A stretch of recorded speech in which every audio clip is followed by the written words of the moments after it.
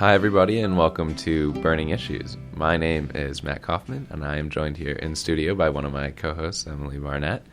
This is going to be our first episode of a four-part series where we look at the complex issues of the California wildfires. Basically, how has policy created an environment where these fires are possible? And then what can policy do to maybe fix what's going on? We're going to be talking about everything from environmental issues to housing to social justice to even the electric grid. We hope that you all come along with us for the ride. But today I'm really excited to turn things over to Emily, who's going to be taking us through some stuff about the environment. Thanks, Matt.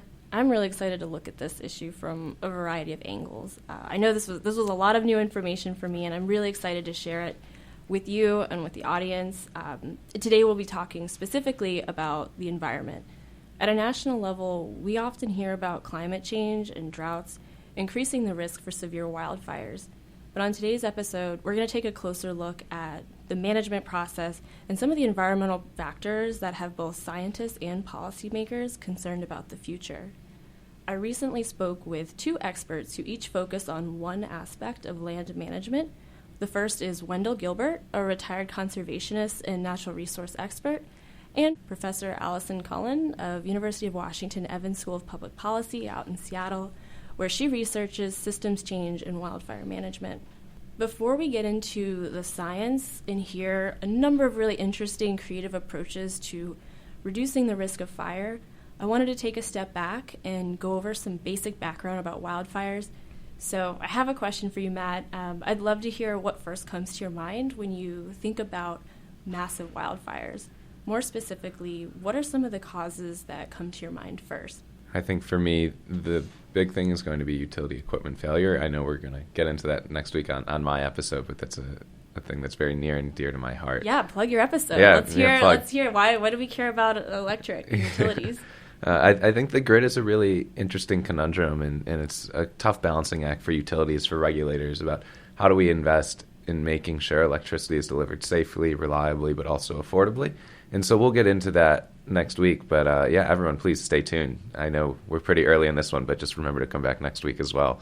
I think some other things that are important to think about are even just random nature occurrences, right? Lightning strikes happen. You have people that are also having gender reveal parties. That sparked a huge fire a couple years ago where, people were lighting things off and sparks caught, and there you go. But I don't know. Do you have certain causes in mind that you're thinking of? I think you mentioned a lot of really good ones. There are plenty of natural causes for wildfires. You mentioned lightning strikes, and as climate change is happening and storms are getting more severe, that's definitely a risk. As populations go up, there's the risk for community, like irresponsible fire management at campsites. There's, backyard activity in communities. There's the risk of increased traffic, and exhaust can create a spark really easily. There's been a few instances of other sparks created from construction. And all of this can be exacerbated by things like the Santa Ana winds, increased temperatures in general, and the worsening and lengthening of fire seasons. The last thing I'll say is it's important to note, kind of like what we were saying, that there is a certain element of natural wildfires, and we're going to hear about this from both of our experts who talk about how wildfire is a part of the environment's natural processes and how inhibiting this in the past and even currently is actually contributing to the issue that we see today. It's almost like creating a pressure cooker situation, right? Like if you're just keeping the lid on your stove and you're just saying, hey, steam's not going to come out, eventually your pot's going to boil over. Yeah, exactly. And you're going to hear a lot about fuel management. And when we talk about fuel, we're talking about the underbrush and all the things that are building up on the perimeter and in the forest that is very flammable and helps spread fires faster. So, yeah, we will definitely get into this. Nice. Really, really excited to hear about it. Where do you want to take me first? I want to first introduce you to my guest, Wendell Gilbert. Wendell, as I mentioned, is a recently retired conservationist from Point Blue and an expert in natural resource conservation. He has a wealth of knowledge about the environment. He considers himself a keen observer of the environment and a staunch advocate of good land stewardship. So I'm definitely going to plug some of his words of wisdom and recommendations for future reading later in this episode. And he shared his experiences that have brought him into one very interesting aspect of fire management. In this first clip, Wendell shares his history growing up on a farm in San Joaquin County in the region and how he's seen the landscape change. I recall as a young man, our farm is in the northern San Joaquin Valley up against the Sierra Nevada foothills.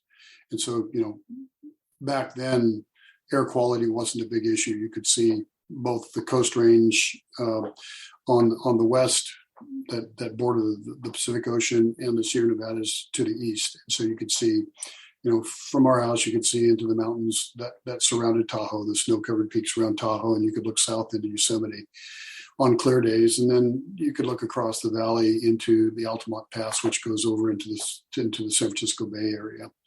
And you would see in October, when the cattle guys and the sheep guys would be bringing their livestock out of the Forest Service allotments or the BLM allotments, you'd see these tufts of smoke coming up into the air. And you could tell, the progress of the herds, because the ranchers would light, the brush and the unused grass on fire. And it was no big deal. You didn't even think twice about it. Now, I lived in Chico, which is just right down the hill from the campfire from 2 years ago in Paradise that killed 80 some odd people. And it just exploded. It just came down Polgan down into Paradise and just trapped so many people because there's only 2-3 roads out of there. So people just couldn't get out. And, I think in that interval of time, in that 5 decades plus, Smokey the Bear, his presence really in a negative way taught people to not touch nature. And what also people didn't do is they didn't pay any attention to history. They didn't pay any attention to the Native Americans out there and the traditional ecological knowledge that was embedded in Native Americans on how they managed these landscapes for millennia. I really appreciate Wendell's perspective on this. Is I think something that we're consistently trying to focus on here at Harris is not just what's happening today, but what are the historical patterns that preceded what's happening, right? And so by highlighting the fact that we've moved away from these land management practices that were so important to the Native American population in managing the fires, and instead put in almost this like commercial Smokey the Bear, only you can prevent forest fire thing that I think at least I grew up with. It's such a sudden change, and maybe we didn't think through all the potential ramifications or the reasons why things were done the way they were in the past. So I think it's a really interesting point to focus on. And you can tell that Wendell's really passionate about this topic and the environment and what's best for the environment, and really looking at a historical context of like the animals and the people that have been there for hundreds of years.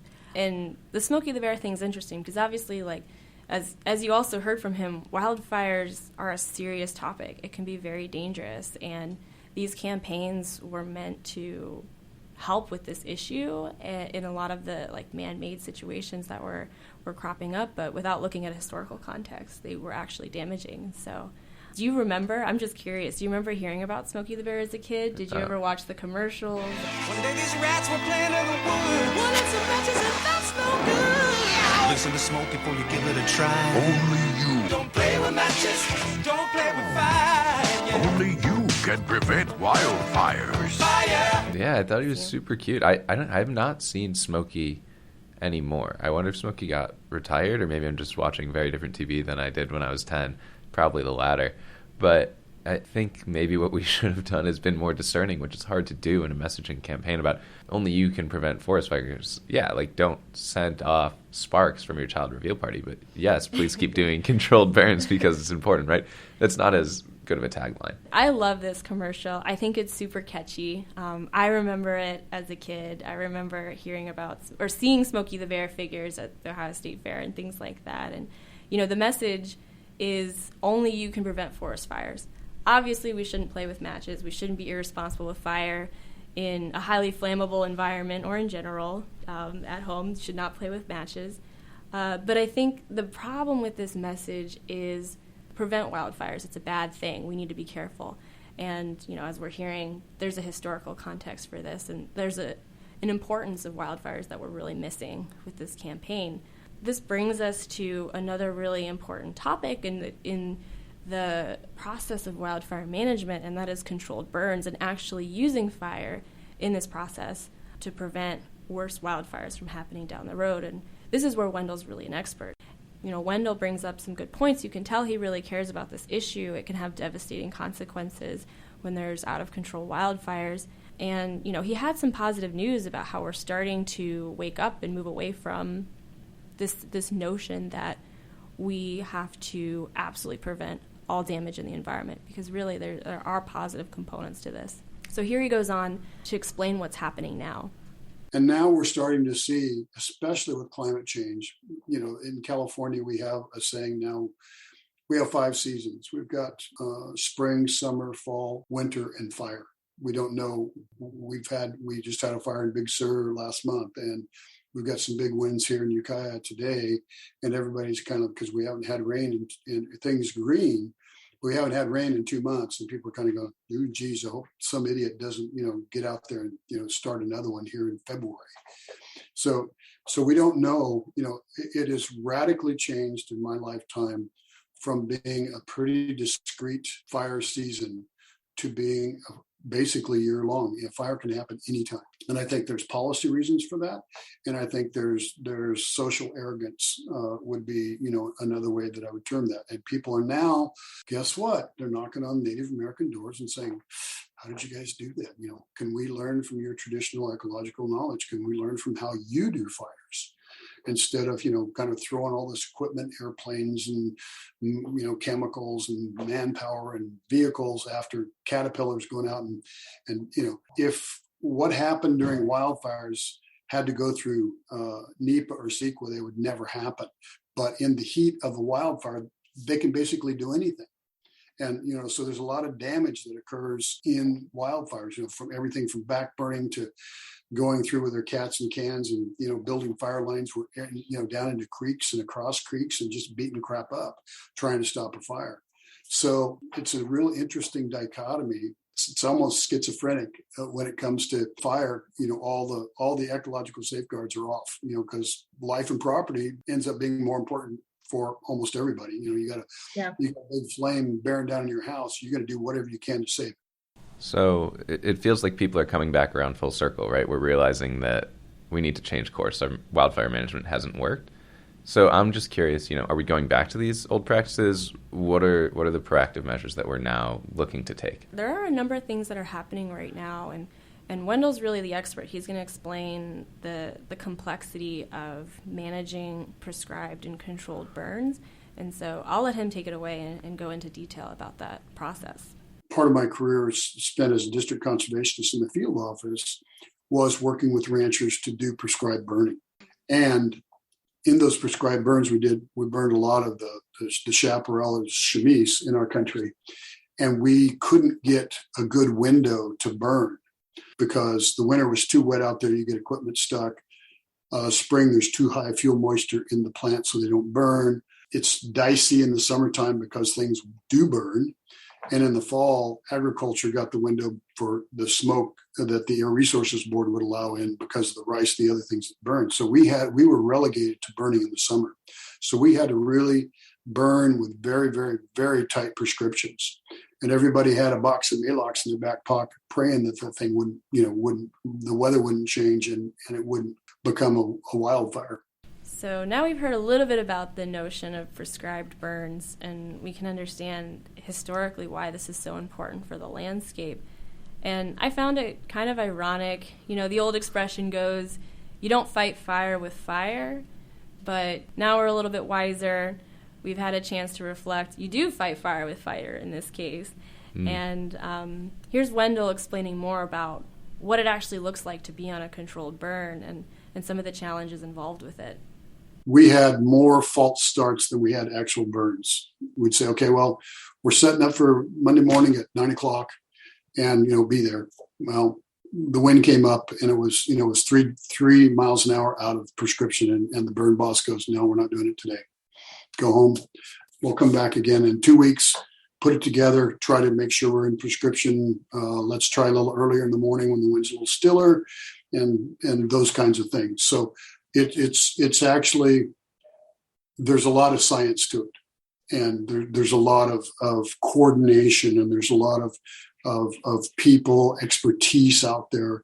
And then there's a lot of community involvement. And you have what's called spot fires. So if you get too much intensity, you actually get these cyclonic winds that will bring the fire up into a column. I've actually seen the fire bend over and start a fire up to a mile from the actual fire itself.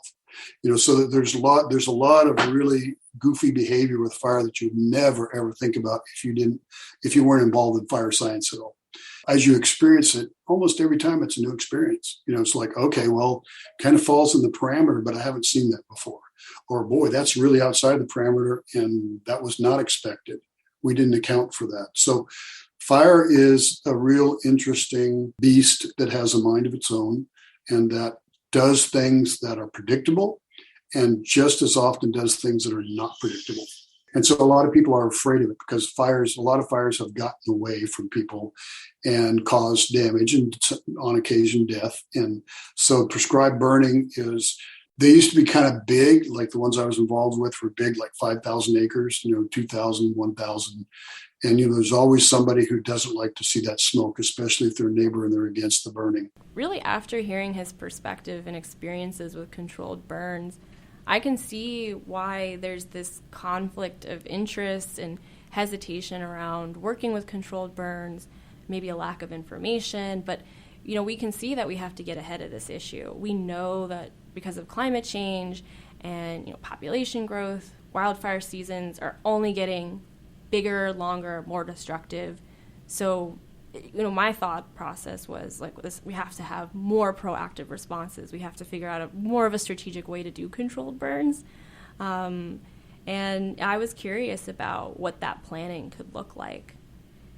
Yeah, I think it's also interesting in that after hearing him, there's like two big questions for me. One, are people going to end up getting fully on board with this, right? You heard about, like, in his experience, there was hesitation with people because they'd get annoyed by the smoke. Well, they're going to be less annoyed by the smoke knowing that, hey, that means you're probably not going to have to, like, leave your house, right? Your house is going to be less likely to burn down. So are you going to get broad-based support? And then two, are there other mitigation strategies that we need to be thinking about? You have controlled burns. What does that look like? Are we doing models to predict where fires are going to be? Things of that nature that also I think are integral to any sort of strategic plan.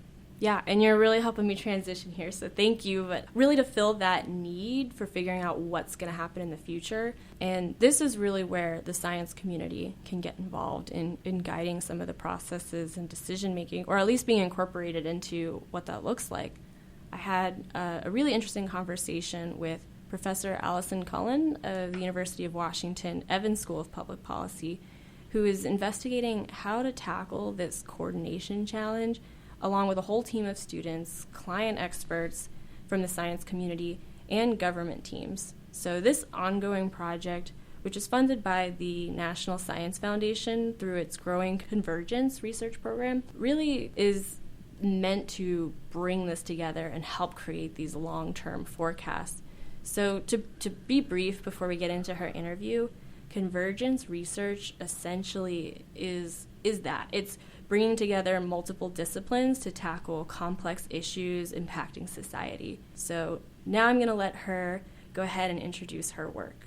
I started a collaboration with the National Center for Atmospheric Research about 5 years ago. We had a mutual interest in very large wildfires. There certainly have been some huge fire seasons in the past 5 years. And especially interested in simultaneous fires that compete for resources and attention. Because NCAR is a place where people think about climate modeling, climate projections, and because I'm in a school that thinks about decision making, one of the topics that we were focusing on was how can we make better decisions using climate projections that give us some ability to foresee what the future picture might look like for fire in general, for simultaneous fires, co-occurring fires, and for the sort of decisions that people make around that. So we started with kind of a focus on reactive responses to fire. There's fire on the landscape and you react to it. But as we pulled in landscape ecologists and other scientists for input on sort of fuel management, because obviously the buildup of fuel in this country due to 100 plus years of fire suppression has been a huge factor, we started to pivot much more to sort of proactive decisions, which allow opportunities for people to take that climate information and use it in some of the proactive decision making about how fuel could be treated. At the moment, our team has folks in 4 locations. We have researchers at University of Washington, both in public policy and in forestry. And we have also a landscape ecologist who's University of Washington, but is out in Eastern Washington. And then we have the climate scientists, as I said, from NCAR. And then we have some folks who are fire scientists at UC Merced, and they're in part of an engineering program, and they think about systems there as well. So yeah, that's our team. And that's a little bit about how we got started. Sort of started on a mutual interest and then kind of built up from there. I think that just the summary of where we landed is wanting to think both reactively, because fire is something we're living with, but also very proactively about how we can long-term reduce the risk of the particularly damaging impacts from fire, knowing that we're going to be living with fire. It's really interesting to me how many parties are really involved in taking these proactive decisions that Professor Cullen's describing, right? She rattled off a couple of her colleagues. I'm imagining there's a much broader group. It truly is convergence, like you were saying, Emily. It's astounding to me. And I think what's interesting about that is that when you have a group of a lot of people, decisions can take a long time because you want to build consensus. But the one thing that I think we don't have is time, right? Wildfires are getting worse. Climate change is getting worse. And so we really need to accelerate those decisions, not sort of lengthen them out. And it's a question of how do you ensure that expertise is there while making sure that you move quickly and are able to get things done that you need to get done. Exactly. And I think with building out of new tools and expertise, that's exactly what her goal is to quicken the pace. And here she is describing a little bit more about what that outcome is going to look like. We are trying to focus on specific decisions. So the information and the sort of flow of information, because that allows us to see where there might be an opportunity to improve information, it is surrounding a particular decision. So if we're thinking about increasing the pace and scale of fuel treatment, for example, because we have this extremely fire deficit really in the West, especially. So a lot of fuel buildup, we have a changing climate. There are all kinds of steps in the sort of 10 and 20-year fire plans that allow folks to think about, if we want to increase the pace and scale of fuel treatment, what are the specific landscapes? What are the specific geographic areas that we want to bring that to? And it's usually over a decade or two that planning is happening. You don't sort of go out 1 week and say, hey, let's, treat this plot or that plot. There's these very long-term plans about that. And then on this much shorter scale, there's kind of the day-to-day, week-to-week during the fire season and before the season as well. You're deciding where should we stage and position the crews, the equipment? How should we move it around? How should we deploy it during the season? When do we want to ask for backup? When do we want to respond to others who need backup? When do we need to keep our resources in our own area because we're experiencing a lot of fire? So decisions in those two areas, some of which are very kind of long-term and some of which are very day-to-day short-term kinds of decisions. And then just looking at, where are the specific points that climate information could enter that? Because that is the more novel thing that we feel like we're bringing is the climate projections, and in particular projections about fire danger, to these problems. So certainly when you're trying to anticipate what a fire season will look like, you're thinking about the past, but you're also thinking about how the climate has been changing and also what's happening right now, how dry or moist are the fuels that are on the landscape, what else is happening. Yeah, so we sort of look system by system through those decisions for specific points where our information could be useful. And we, with our stakeholders, we then are co-producing some tools around that. And that's been really fun. And that's, it's not a fast process. It definitely takes time. We've spoken to some of these people 6, 8, 10 times in an in-depth way. And just really trying to take apart, where do they feel like there's a gap? Where do they feel like it might be useful to know more about what climate projections tell us about dryness, about fuels, about just what that picture will look like, that fire danger picture. So Professor Cullen went on to explain to me that there are a number of tools that are currently in existence. There are short-term forecasts that help people on the ground know when the fire risk is increasing, and they're looking at current weather conditions compared with some past historical data on the region. And one area where her team is really looking to expand this is to build in that climate forecasting, those long-term plans. And her team has been looking at one specific tool called the pocket cards, which is currently used. And it's going to take a look at historical events, and they're looking to build in and fill this gap so that we have a more accurate picture of what that fire danger looks like.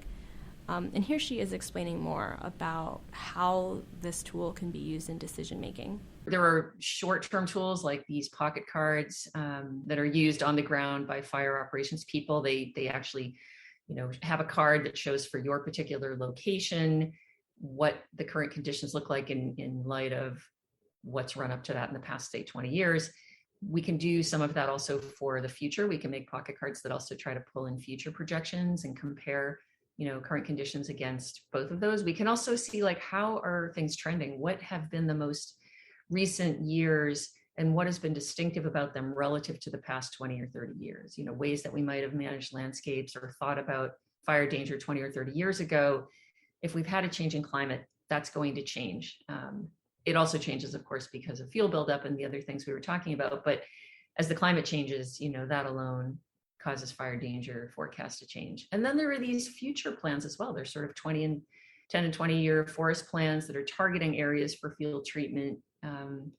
We've talked to a number of stakeholders about those, and they're very interested in getting more information from climate models integrated into those plans. So trying to look at that future outlook, because they're trying to make plans over long periods of time for how to make their way through landscapes and try to increase the pace and scale of field treatment, which you have to do in kind of a patchy way and at sort of a low level, but you need to do a lot of it. So to try to do a better job of prioritizing and targeting areas for treatments, they are doing some of that sort of 10, 20 year forecast using the climate projections and then trying to prioritize within the forest plan. So with the inclusion of more long-term forecasts, more climate data in the areas where it's most needed, the goal of all of this work is going to, as we mentioned, accelerate the process of fire mitigation, the prescribed burns, the land treatment and things to actually prevent some of those high-risk areas from actually coming to, dangerous events. And I think that's really exciting. She said, it's a very long conversation back and forth to understand really how to implement such an involved process. But I can see where the science is fitting into it nicely and actually going to equip people with more insight. And I think one other additional challenge, right, we're talking about the need to accelerate, but of course when you're doing things faster, you're trying to compress things in a shorter time, and so you need to have more of whatever it is that you're doing, right? So whereas, let's say before, over 10 years, we were going to do controlled burns in 10,000 acres, just to throw out a number, and now we're trying to compress that into 5 years, right? You still are burning those same 10,000 acres, but now you almost need twice as many people, right? Because you have to man those 10,000 acres or, have the helicopters circling to make sure things are going okay 2 times as much if you're doing it twice as fast. And so I think that's a really interesting problem of how do you optimize your resources to figure out where are we going first, but then also how do we actually get more resources to ensure that we can do these burns or whatever mitigation tools we're doing. Yeah, and it almost sounds easy. It's like, okay, we know where these high-risk places are. Let's go ahead and do prescribed burns. But as we've heard, weather conditions have to be perfect. We know that the fire season lasts all year long now, so it's not going to be easy. And, she goes on to say later in our conversation that it's going to be a piecemeal project. They're going to target very specific places as they can, while also a lot of fire resources are going to, the urgent situations where a fire is occurring at that moment in California or in another nearby state. It's going to be a very complex process. Yeah, and the resources, it makes sense that they're moving to where they're needed. It's this problem of you need excess slack in the system that it seems like the system just doesn't have, right? You need to have available resources to not only go where there are huge burning issues, some would say, but then also where are we going to be able to go and prevent things? And if you don't have the capacity or supplies to even meet the immediate needs, how are you going to be able to meet the medium and long-term needs? Yeah, there's always that trade-off of what's happening right now and long-term. And I think, we haven't even gotten to one of the most important stakeholders yet of this whole thing, and that's people, that's communities. A lot of, the planned projects are going to be happening increasingly in people's backyards, really close. It's going to be on public land most of the time. She was talking to me about where prescribed burns are generally taking place, but they're very close to communities. And I want to transition into where she describes really what we're going to see in the future and how this might impact people. Yeah, so I think the science and policy communities are aware of some of this. They're highly aware of the lengthening seasons, how early we're seeing fire now, in some cases, how late in the year we're seeing it. They have a good appreciation of the importance of trade-offs related to some of those proactive steps, including treating fuels, also thinking about zoning and other things. I think it's important to try to get a more sophisticated and kind of nuanced understanding of the trade-offs related to, say, fuels treatments, especially if it's prescribed fire or controlled fire, where you're, opportunistically letting fires burn at a low level that were ignited either naturally or other ways, and just sort of managing them, but not extinguishing them immediately. Because I think for all of us, there's sort of an understanding increasingly that there's not a future without fire or without any smoke. I mean, we are in a very significant fire deficit, and we know that there will be fire and smoke. It's just, are there ways we can handle that and manage that to make it a little easier for communities to grapple with as we are sort of coming back into a balance? We're out of balance as far as fire goes on the landscape. And we know that fuel treatment is absolutely essential. So making decisions about specifically where and when and under what weather conditions it's okay to treat fuels. And as the climate changes, that is changing all the time. It's altering landscapes, it's altering fire danger outlooks. So, that's a very complex situation. And a lot of people have had smoky summers and have suffered with that. And certainly in Seattle, where I live, we've had some very smoky summers, but nothing like what they're having in Eastern Washington and parts of Oregon.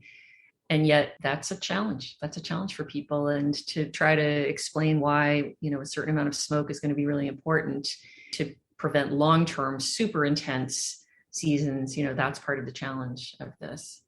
So what Professor Cullen is talking about is somewhat of this discomfort of having smoke and a little uneasiness about controlled burns so close to home. And this really calls back to Wendell's experience with controlled burns. And it is a little bit nerve-wracking. Fire has some unpredictable qualities, and we're trying to use science to make it more exact and to be precise and handle this process in the safest way possible with urgency. It has to happen.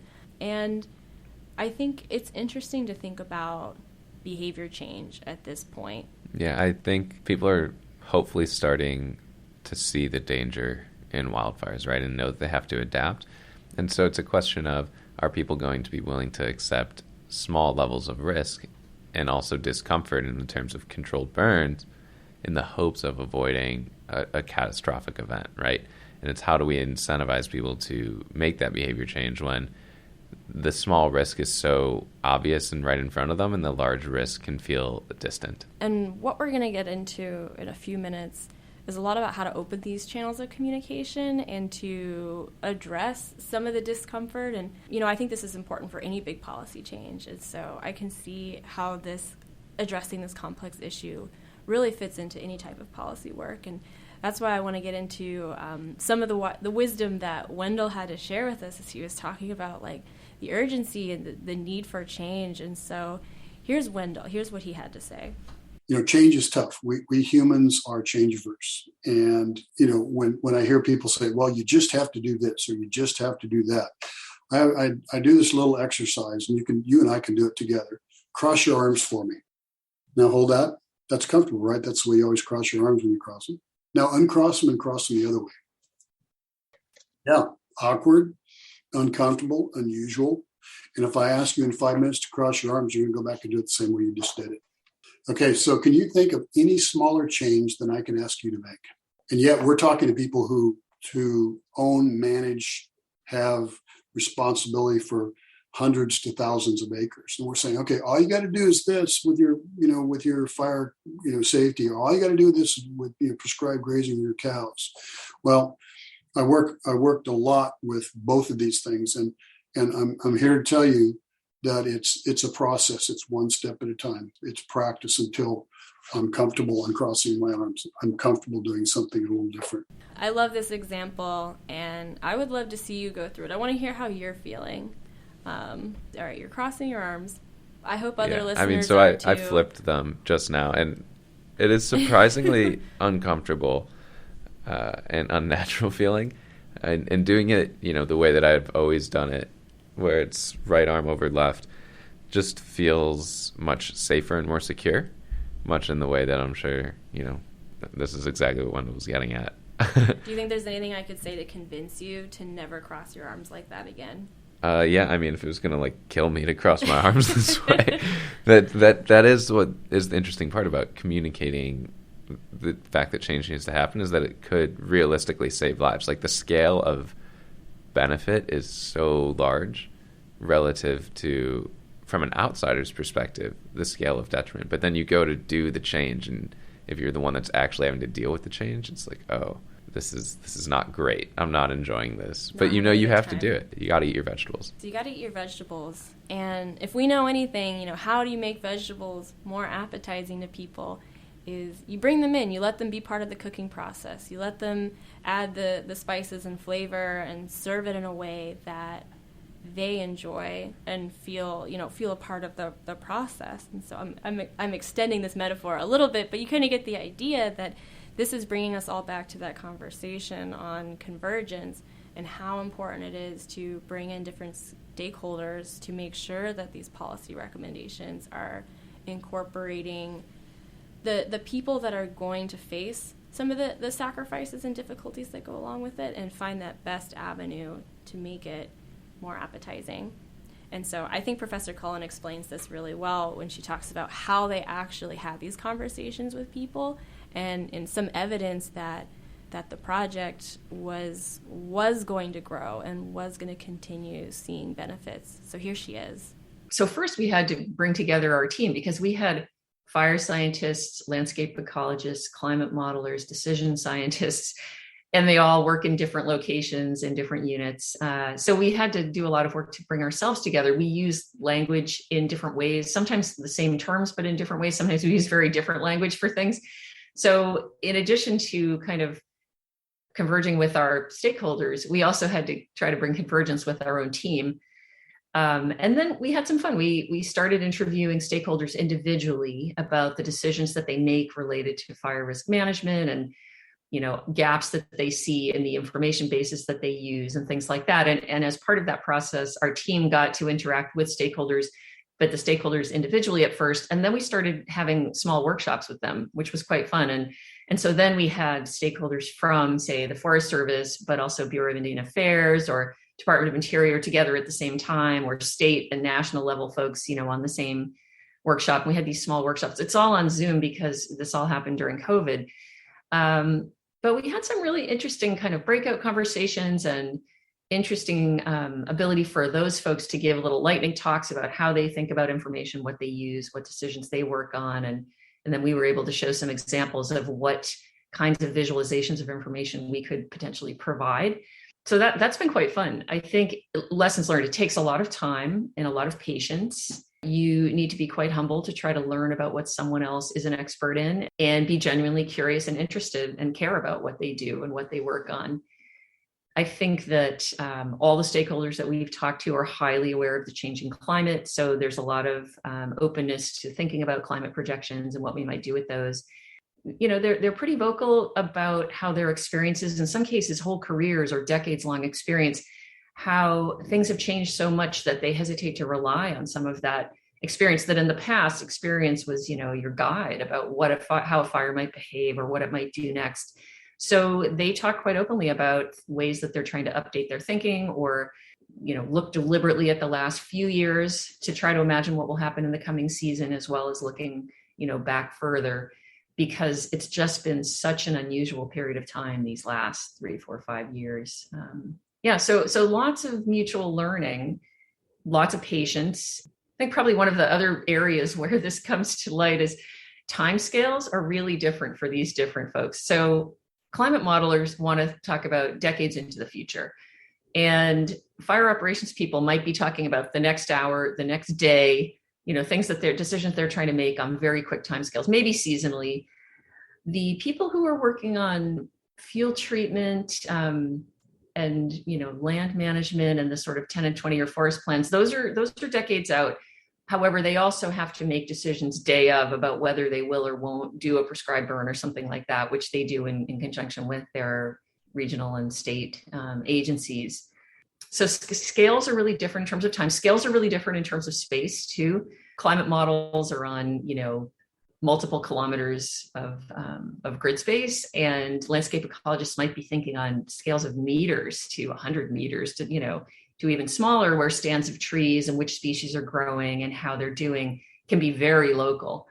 And, when you have something highly localized like that, and then you have a crude tool, and climate models are highly sophisticated, but in terms of spatial scale, they can be, a much coarser grid. That's been interesting, just to talk about what do we have to offer and how can we try to bring both the temporal and the spatial scales into alignment with what folks need. So it's been fun. But as I said, it requires a great deal of humility. We came at the project with a couple of decision areas, in particular, how resources are managed in terms of responding to fire, and then also the proactive decision-making about treating fuels. But what's been sort of fun is, as we've gotten to know our stakeholders better, and certainly the fire operations people, some of the folks at the government agencies, they've come back to us with questions that they have and want to work on together. So we've also engaged in other kinds of projects with them, including, thinking about how ENSO cycles may impact fire seasons, or how understanding and leveraging climate projections can be used in some of the tools that are used for prioritizing landscapes and fire danger indices and things like that. So, they've come with specific questions back to us, and that's been really, really fun, really interesting. If anything's evident from this conversation, to me, it's the fact that good collaboration, coming at a complex issue with humility and open eyes and ears, opens the door really for additional conversations and additional issues to be exposed. And I think that's a great way to look at wildfire management overall, where we're going to be looking at this complex challenge from a number of angles, a number of policy angles. And that's really the same thing that the people on the ground, the experts, are trying to do, so that they can have this collaborative, multifaceted approach to mitigating risk. So really, it's a big team project, just like what we're doing right here. Yeah, I think it's important to underscore the fact that there's always going to be more to do, right? This is a project that is of such scale that there's almost no way that we're going to have the resources to do it. And that's why you need to keep either expanding the team or adding more experts to the team or deepening the knowledge within the team, right? So you can either build out deeper or wider in terms of what's happening. And hopefully the answer is both. But as we've talked about consistently, it's a question of resource optimization. It's a question of what are people going to be willing to sort of accept in terms of change. And so just kind of making sure that the response is adequate to the scale of the issue is really, really important. But I think having these conversations left me with a good sense of optimism that we've at least identified a lot of these challenges. We're not going to make severe wildfires go away overnight. And, it might take a very long time to feel improvements to a fire season. I don't know what that will look like in the future, but with an actively engaged science community, with conversations around like best practices and bringing in the perspective of community members, I think that there is a lot to be optimistic about. And I'm excited to get into some of our later conversations, because we will be looking at community development, and we will be looking at this issue from the angle of the actual firefighters and fire prevention in an immediate situation. Hopefully we're going to be able to give a bit of a well-rounded perspective in terms of different things and complexities, but I think that this is an important foundational piece of, what have we done in the past in terms of our environmental management, and what do we need to do in the future, and what is the role of policy in both of those things? And it seems like policy got us into this mess, at least in part, and hopefully some new good policies can help lead the way forward as well. And if you're listening to this episode and you want to learn more about convergence research or more about good land stewardship and environmental management, I have a few plugs that I would like to make before we wrap up. And that's first, check out Professor Cullen's research. Again, it's the University of Washington Evans School of Public Policy. Her work is on megafires and convergence studies. Check it out. There will be more papers coming soon that will be worth the read. We only touched maybe the tip of the iceberg in some of their policy recommendations and activity recommendations. So very excited to see the rest of that project unfold. And as she mentioned, there's going to be additional layers of climate research and studies that are going to come out that are going to support this work. And then I had a much longer conversation with Wendell about good land stewardship and environmental management. I would encourage you to check out one of his strongest recommendations, one book that really inspired his journey in ecology and conservation is the book Sand County Almanac by Aldo Leopold. Wendell talks a lot about the Leopoldian philosophy of land management and why wildlife is so important and our role in wildlife conservation and good land stewardship. So it's on my bookshelf right now. I'm going to give it a whirl. I'm very excited to dive into that topic more. That's my policy area. So this has been a lot of fun conversations, and thank you so much, Matt, also for being here to help me talk these things out. I really appreciate you doing some of the exercises with me and giving your perspective as well. Yeah, thank you for having me, and I'm really grateful that you went through doing all this research. I feel like I learned a lot today, and so I'm excited to continue learning throughout the series. And thanks, audience. If you're still with us, please check out more. We have a lot of more good content coming